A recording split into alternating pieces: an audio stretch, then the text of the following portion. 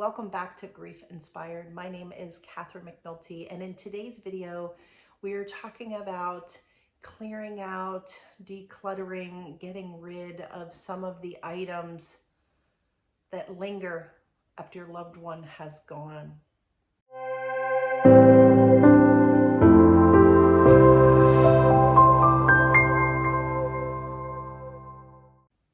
And this is such a hard topic. So today I'm going to ask you some questions. I'm going to share some of my experience.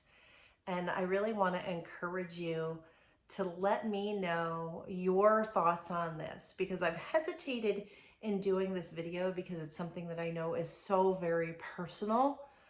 And my intent here is always to help and never to make people more upset. And so I think that's why I've been putting off this video, but I think we need to talk about it.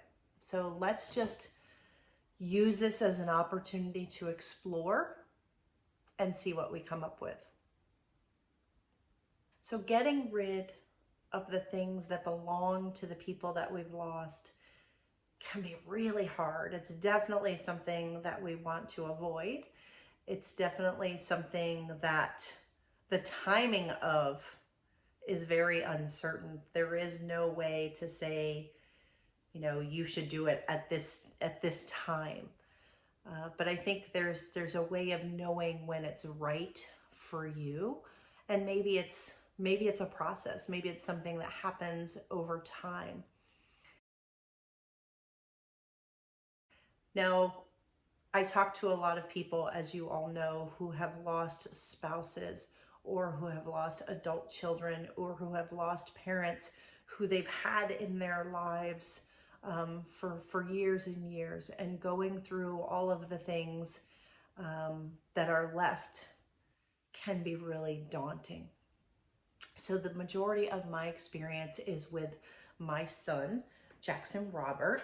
So Jackson only lived for 6 weeks. Here he is. This is my favorite photo. This is something I will absolutely never get rid of, right? But he only lived for 6 weeks. So I didn't really accumulate lots of things, although I did have a room at home for him. And so I did return a lot of things that I had bought. And there were some things that I kept. I kept the room. For me, I kept the crib and the decorations that I had on the wall that were all monkey related things, because I wanted to have another child. I believed that I could have another child. And so I still had that hope. And so for me, it made sense to keep those things. But some of the things that I had bought specifically for him were much more difficult to get rid of.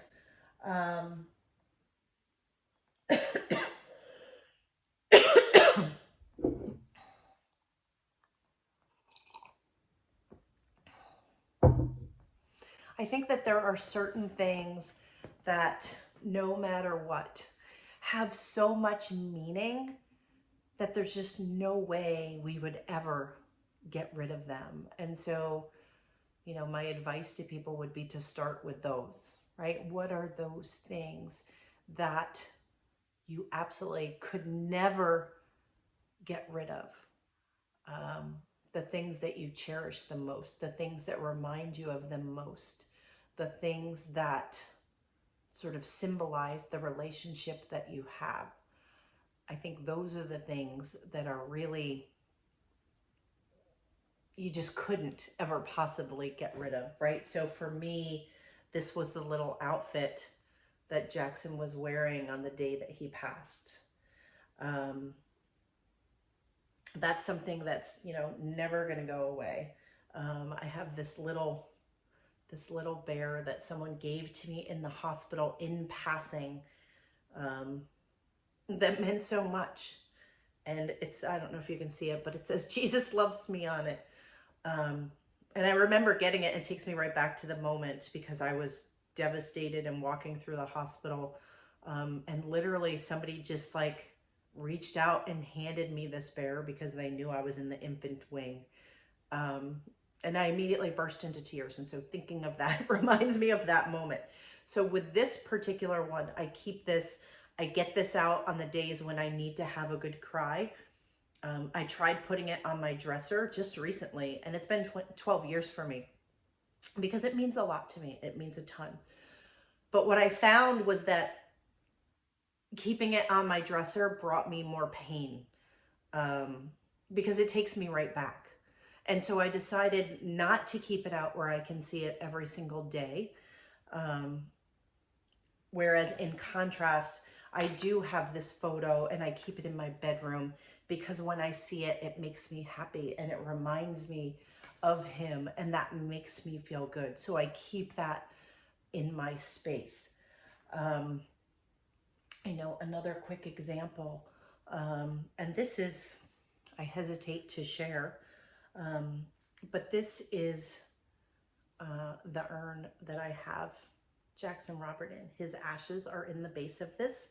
It's very small, obviously, but I am Catholic, and in the Catholic tradition, you do not keep the ashes.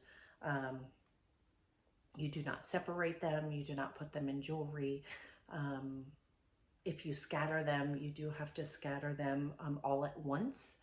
But the goal is that they are supposed to go back into the earth. But the thought of doing that, even now, 12 years later, is more than I can bear. So that's why I have not done that. I've sometimes worried about criticism or judgment. But again, this is my grief, my loss, my life. And I am strong enough to know what I need. And I think that's what's important, is to know what you need, and to let go of what you don't. Because it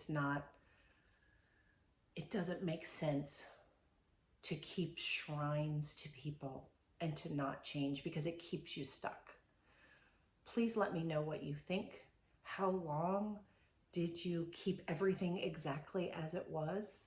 If you lost a child, or a spouse, or even, you know, did you leave your parents' things untouched? And how long was that for you? I really want to hear some of your experiences in this, because it is very personal. And so, you know, the conversation is looking at it and saying, is this keeping me stuck? Is having the photos of them around creating me more pain right now? And what I would also say is that there are some things that maybe in a, you know, you may want to take some time and decide, so you're not making rash decisions. There are things that you can certainly give away that would be useful to someone else, right? Donating their clothes or some of their things to a woman's shelter, or to a homeless shelter, or to people who really need it. That can be a way to serve them. And it can make good use of their things, so you don't feel like you're just throwing their things away. I like those kind of things. But there's also a period of time where, is it keeping you stuck? Is not getting rid of their things, is it keeping you stuck? Is it preventing you from grieving? Is it preventing you from moving on? And maybe there's things that are in a transition. So what I do in my day-to-day life, even with things that when I'm constantly trying to declutter my own home, right, is to take things and just move them out of view, right? Maybe put them in another room, put them in a closet, just get them out of sight for a little bit and see how you do. And when you go back to them later, if you still can't even imagine getting rid of them or donating them, then maybe you need to hold on to them a little bit longer. But it's a difficult decision, because you don't want to get rid of things too quickly, because what if you get rid of something that you really feel like you shouldn't? Like, that would just cause you more pain. But you also don't want to hang on to things forever, because that can keep you stuck in the pain and prevent you from moving forward in your grief. So I think there's a little bit of a fine line. I think that it would be useful to have somebody help you. Particularly, you know, my parents have started, they're getting older, and they've started, you know, clearing out their house, which is super sweet of them, and getting rid of some of the things that they don't need, because they know they don't want to leave a lot, because they know they've had to do it for their parents, and they don't want to have us do that. And I think it's super sweet. But there's some things that I keep that are super special. And I'm starting to think about keeping them, because I know that they're not going to be here forever. Because I know that everyone dies eventually. And that a lot of times we're the ones that are left with their things and their stuff. And so it's an interesting exercise to say, what do I want to keep? What do I need to keep? And I think ultimately, when I've been thinking about this, that the things that you keep should be the things that, as you have grieved, and once you've been through your grief process, you look back at them and they bring you joy, because you remember. You remember the moments. I have, you know, lockets of my son's hair.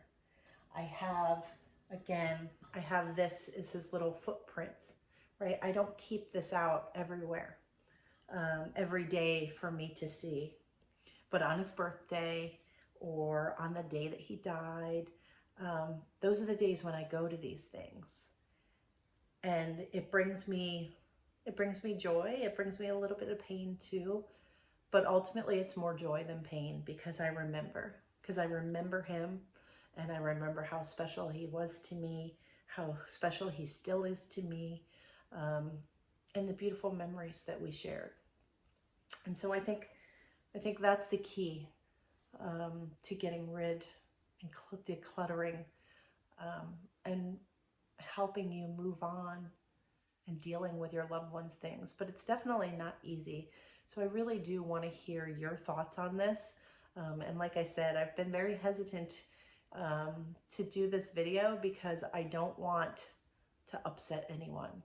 So if you need to hang on to their things for a little while longer, hang on to them. But know that you shouldn't hang on to everything forever. And if you're in that spot, then maybe you're stuck. And maybe reaching out for some support would be helpful. But I can't wait to hear what you guys come up with. I can't wait to hear all your comments. So let me know, and we'll see you in the next video.